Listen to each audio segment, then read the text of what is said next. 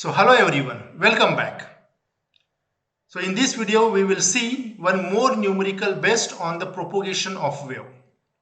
In last lecture we have seen one numerical, we have seen some formulas and the fundamentals about solving the numerical on propagation of wave. So in this video we will see the second numerical. So let us go to the numerical and first read what is given and what we have to calculate. Now, if you can see here, the numerical I will going to read 9375 megahertz, that is frequency is given, megahertz is complete, it is a unit of frequency. The frequency is 9375 megahertz is 10 to the power 6 hertz.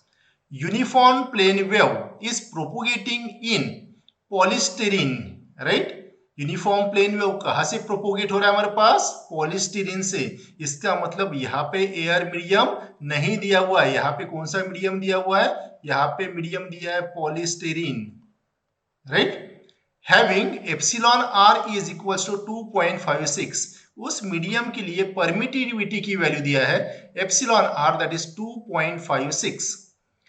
If the amplitude of vector E is 20 volts per meter, यानी electric field का आपको amplitude दिया हुआ है, तो amplitude of electric field is represented as E, or I have already told you that it can also be represented mod of vector E, that is given to you, that is 20 volts per meter, and the material is assumed to be lossless, right? और material assume करना है आपको lossless, right? अगर lossless medium अगर आप बोलते हो तो उस केस में एक चीज ध्यान में रखना है कि sigma will be equals to 0, right?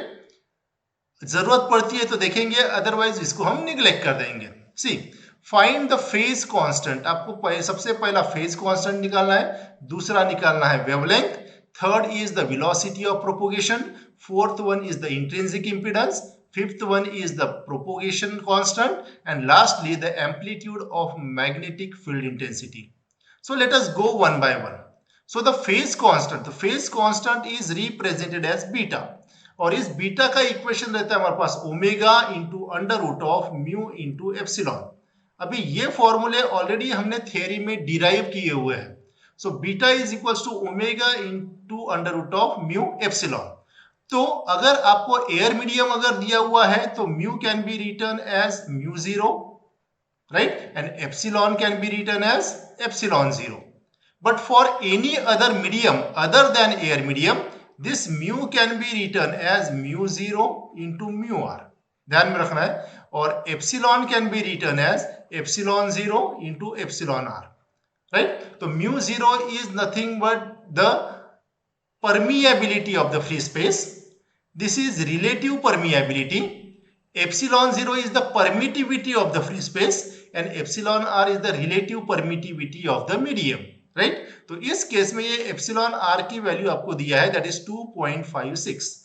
तो बीटा का फॉर्मूला हम मॉडिफाई कर सकते हैं. तो beta is equals to omega into under root of mu के जगह लिखेंगे हम म्यू 0 इंटू म्यू आर, और एप्सिलॉन की जगह लिखेंगे हम epsilon 0 into epsilon r, right?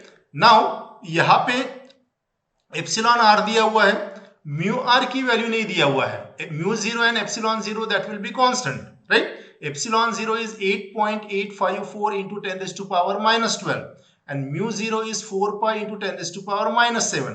Mu r नहीं दिया हुआ है, लेकिन ये जो पॉलीस्टीरीन मीडियम है, राइट, this polystyrene medium is the non magnetic medium. ध्यान में रखना है, थोड़ी सी प्रॉपर्टीज आप लोगों को ध्यान रखना है.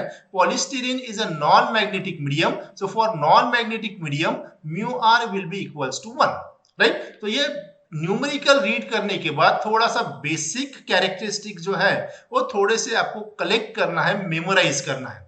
So let us go and first calculate beta now. So for that I have written the formula on the next slide. See, beta is equals to omega into under root of mu epsilon. अभी थोड़ी देर पहले formula बताया था मैंने. So therefore it can be written as omega into under root of mu 0 mu r epsilon 0 epsilon r. So for non-magnetic material mu r is equals to 1. Already मैंने बताया. तो omega जैसे कि वैसे रखा.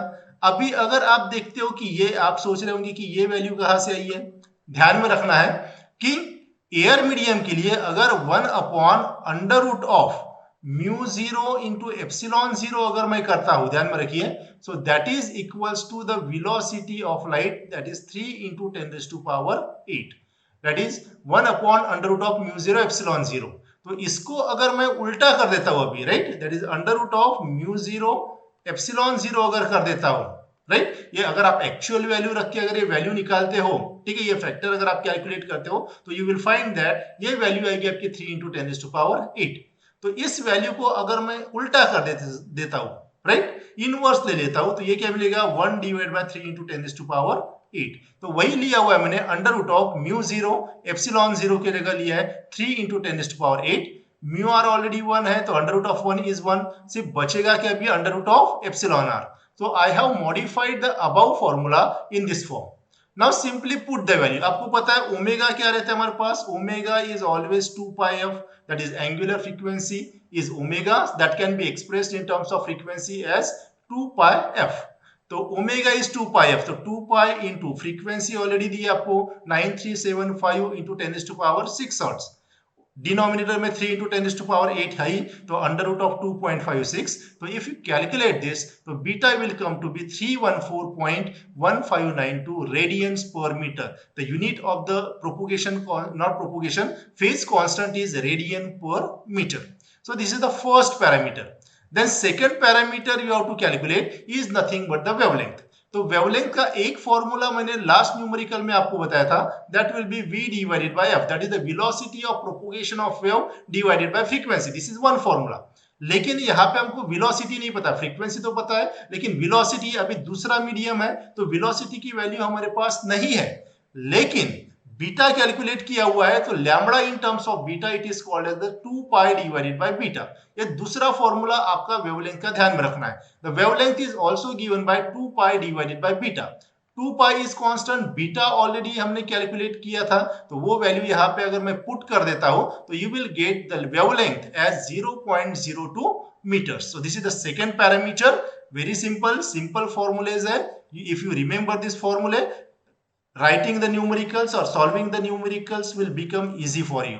Then third parameter आपको निकालना है the velocity of propagation. तो velocity of propagation का जनरल फॉर्मूला है √ऑफ म्यू एप्सिलॉन। अगर एयर मीडियम के लिए अगर आप देखते हो, तो इसकी वैल्यू जो आएगी √ऑफ 1/√ऑफ mu zero epsilon zero. Mu zero की वैल्यू अगर आप 4 पाई इंटू 10⁻⁷ और एप्सिलॉन जीरो की वैल्यू 8.854 इंटू 10⁻⁻12, ये वैल्यूज अगर आप रख के देखते हो, just I will write down here 4 pi into 10⁻⁷ and epsilon 0 is 8.854 into 10⁻⁻12। ये वैल्यूज अगर आप रख के देखते हो, तो यू विल फाइंड दैट ये जो वेलोसिटी आएगा, ये मिलेगा मुझे 3 इंटू 10⁸8। लेकिन ये कौन सी मीडियम के लिए है? ये एयर मीडियम के लिए है। और कोई दूसरा मीडियम अगर आपको दिया हुआ है, तो you have to use this formula, v is equals to 1/√ऑफ म्यू एप्सिलॉन। और आपको पता है कि √ऑफ mu epsilon can be written as, right, that is mu can be written as mu 0 mu r and epsilon can be written as epsilon 0 epsilon r, right? तो वो मैंने स्प्लिट अप कर दिया है। देखिए 1/√ऑफ म्यू 0 एप्सिलॉन 0 और √of mu r epsilon r, mu 0 और epsilon 0 को अलग कर दिया और म्यू r एप्सिलॉन r को अलग कर दिया। क्यों? क्योंकि आपको पता है कि 1/√ऑफ म्यू 0 एप्सिलॉन 0 इसकी वैल्यू क्या है? 3 इंटू 10⁸8। तो ये जो पैरामीटर है हमारे पास, इसकी वैल्यू हमारे पास 3 इंटू 10⁸8। अभी डिनोमिनेटर में क्या बचेगा? √ऑफ mu r into epsilon r। Mu r की वैल्यू तो 1 है हमारे पास, तो सिंपली बचेगा √ऑफ एप्सिलॉन r, और एप्सिलॉन r की वैल्यू आपको दिया हुआ है 2.56। तो therefore v is equals to, क्या मिलेगा आपको? ये वैल्यू कैलकुलेट करते हो तो velocity of propagation of wave will be 1.875 into 10⁸8 metres per second. Last numerical में एयर मीडियम आपको दिया था, तो वेलोसिटी लेते थे हम 3 इंटू 10⁸8, लेकिन दूसरा मीडियम दिया हुआ है, तो इसलिए वेलोसिटी ऑफ प्रोपोगेशन अभी आया हमारे पास 1.875 इंटू 10⁸8 मीटर्स पर second, right? So this is the velocity of propagation. Now the next parameter आपको इंट्रिंसिक इंपीडेंस निकालने के लिए बोला है। तो इंट्रिंसिक इंपीडेंस के लिए जनरल फॉर्मूला ध्यान में रखना है, √of mu divided by epsilon. Air medium अगर है तो आप लिख सकते हैं eta 0 is equals to √of mu 0 divided by epsilon 0। Again, if I will put the value of mu 0 as 4 pi into 10 raised to power minus 7 and epsilon 0 की value अगर मैं पुट कर देता हूँ 8.854 into 10 raised to power minus 12, तो ये eta 0 की value मिलती है मुझे 120 pi और if you calculate here you will get 377 ohms. लेकिन ईटा का जनरल फॉर्मूला किसी दूसरे मीडियम के लिए ईटा का जनरल फॉर्मूला ध्यान में रखना है under root of mu divided by epsilon. अभी फिर से मैंने बताया कि mu can be written as mu 0 into mu r and epsilon 0 can be written as epsilon 0 into epsilon r. This is mu and this is epsilon, right? तो simply mu 0 epsilon 0 को मैं अलग अलग कर देता हूं, ठीक है, और under root of mu r epsilon r, इसको मैं लिख सकता हूं इस तरह से under root of mu can be written as mu 0 mu r और इसको लिखेंगे एप्सिलॉन को एप्सिलॉन 0 एप्सिलॉन आर. तो एक स्क्वायर रूट में म्यू 0 एप्सिलॉन 0 ले लेता हूं और दूसरे स्क्वायर रूट में म्यू आर एप्सिलॉन आर ले लेता हूं, ठीक है. क्यों ऐसे लिया? क्योंकि इसकी वैल्यू आपको पता है under root of mu 0 divide by epsilon 0. अभी मैंने बताया था it is coming to be 377 ohms. तो ये वैल्यू मैंने यहाँ पे पुट कर दिया है. Mu r will be 1 and epsilon r आपको दिया हुआ है 2.56. तो you can keep it here. So therefore eta can be written as eta. Don't read as a n, this is eta, ध्यान में रखना है. तो 235.625. तो यहाँ पे हमने देखा हुआ है कि अगर एयर मीडियम के अलावा दूसरा कोई मीडियम अगर आपको दिया हुआ है तो इंट्रिंसिक इंपीडेंस की वैल्यू जो एयर मीडियम के लिए 377 ohms थी, अभी ईटा की वैल्यू आ गई हमारे पास 235.625, ठीक है. जो velocity of propagation 3 into 10 raised to power 8 रहता था, वो वेलोसिटी ऑफ प्रोपोगेशन की भी वैल्यू हमारे पास चेंज हो गई है, राइट. तो इस तरह से आप इंट्रिंसिक इंपीडेंस निकाल सकते हैं. नेक्स्ट पैरामीटर आपको करना है प्रोपोगेशन कांस्टेंट.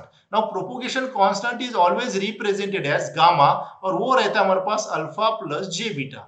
हमेशा के लिए ध्यान में रखना है gamma is equals to alpha plus j beta.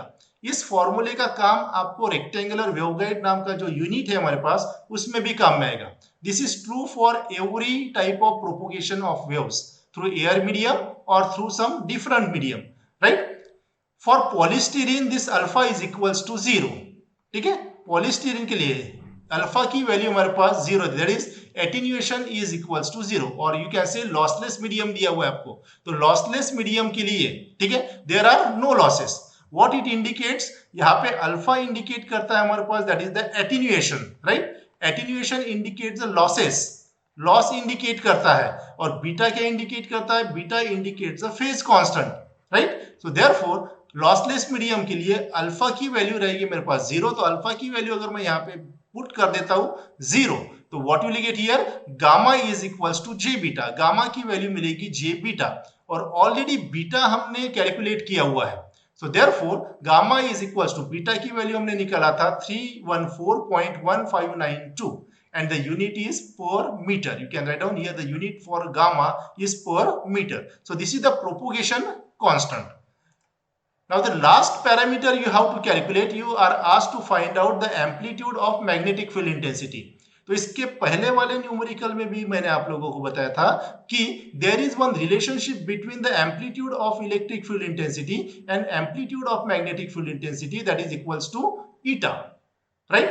Now इस केस में eta की वैल्यू 377 नहीं लेना है. 377 कब लेना है? जब एयर मीडियम रहेगा. लेकिन यहाँ पे eta की वैल्यू हमने कुछ अलग कैलकुलेट किया हुआ है, right. तो E is given to you, right. Eta you have calculated and you can find out H. तो यहाँ पे देखिए दिया हुआ है E by H is equals to eta. So therefore H can be written as, H को left hand side में लेता हूँ, eta को लेफ्ट हैंड साइड में लेके आता हूँ, तो ये हो जाएगा E divided by eta. तो E दिया हुआ है आपको 20 volts per meter. eta की वैल्यू हमने निकाला था 235.625 and if you calculate this it will be 84.8806 into 10 raised to power minus 3. यहाँ पे यूनिट नहीं दिया है, but what is the unit of magnetic field intensity? It is ampere per meter. It is ampere per meter. So in this way you can solve such a numericals if you remember the simple formulas. So that's all for this video. Thank you very much.